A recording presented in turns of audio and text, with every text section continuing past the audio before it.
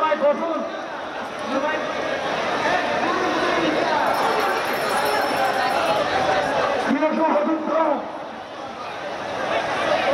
আপনারা বসে জানাকে আপনারা বসুন সবে সবাইকে বসতে হবে, সবাইকে বসতে হবে, ভাইরা কেউ বাকি না, সবাইকে বসতে হবে, সবাইকে বসতে হবে, সবাইকে বসতে হবে, ভাইরা সবাইকে বসতে হবে, সবাইকে কেউ দাঁড়িয়ে থাকবেন না, শুধুমাত্র মিডিয়ার ভাইয়েরা পাবে সবাই, মিডিয়ার ভাইয়েরা পাবে সবাইকে বসতে হবে, সবাই বসে মিডিয়ার ভাইয়েরকে জায়গা দিন, তাদেরকে সহযোগিতা করুন। মিডিয়ার ভাইয়েরা প্লিজ, মিডিয়ার ভাইয়েরা পেছনে আসেন।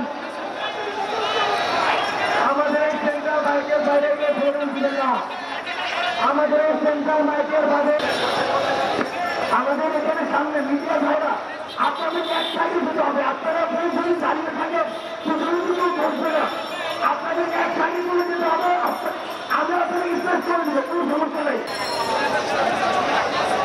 ভাই। যে ভাই আছেন এটার সাথে অনুগ্রহ করে ভ্যানটা একটু বের করবেন, পুরো ক্রাউডের মাঝখানে ভ্যানটা দিতে খারাপ লাগবে। আমাদের টোটাল ক্রাউডের ভিড়ে একসাথে আসতে হবে। আপনারা যদি সুশৃঙ্খল না হন, এই আন্দোলনকে আমরা সফলতার দিকে নিয়ে যেতে পারবো না। সুতরাং আমি বলবো, আপনারা যে যেখানে আছেন এই প্লিজ আপনাদেরকে বিশেষভাবে অনুরোধ করবো, এই আয়োজনটি সুশৃঙ্খল করার সাথে আপনারা একদিকে আসুন, একদিকে আসবেন, আমরা ব্যবস্থা করবো। যারা যেখানে আছেন বসে করুন প্লিজ, একটু বসে করে এখনই বসে করেন।